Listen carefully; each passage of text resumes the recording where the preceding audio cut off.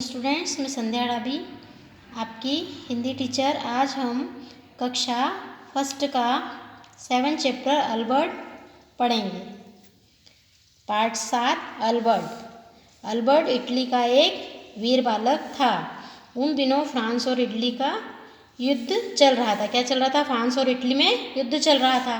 France की सेनाएं Italy के गांव विजय करती हुई आगे बढ़ रही थी। अर्ध नदी के दूसरी तरफ एक छोटा सा गांव था।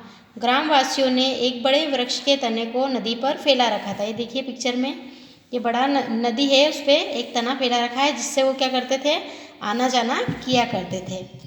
गांव वालों ने सुना कि फ्रांसीसी सेना गांव की ओर बढ़ी चली जा रही है, तो उन्होंने निश्चय किया कि वृक्ष के तने को काटकर नीचे फेंक दिया जाए ताकि शत्रु सेना गांव में न घुस सके। गांव वाले हाथों में कुल्हाड़ी लिए नदी की ओर लपके बारी बारी से वे लोग वृक्ष के तनों को बीच में से काटने लगे।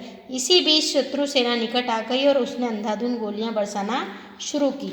अब गांव वालों के पास कोई अस्त्र शस्त्र तो थे नहीं, उनके पास जो कुल्हाड़ी थी उससे वो तना काटते रहे।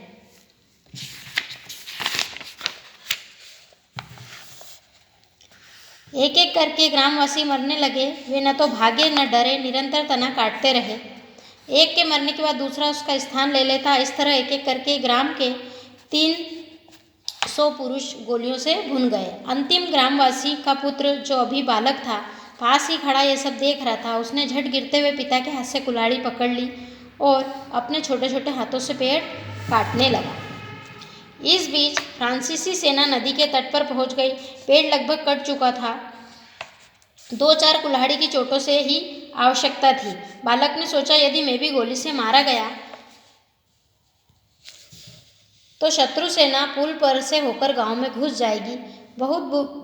उसने पूरा बल लगाकर तने के कटे भाग पर कूद पड़ा। उसने क्या करा, जहाँ से तना कटा था वहाँ वो कूद गया, जिससे क्या हुआ, तना गिर गया ना। तना बहुत निर्बल हो चुका था, वह कटकर नदी में गिर पड़ा। साथ ही वीर अल्बर्ट भी नदी की धारा में गिरकर डूब गया। नदी तट पर खड़े फ्रांसीसी सैनिकों ने बालक का बलिदान देखा तो उनकी आंखों से आंसू बहने लगे।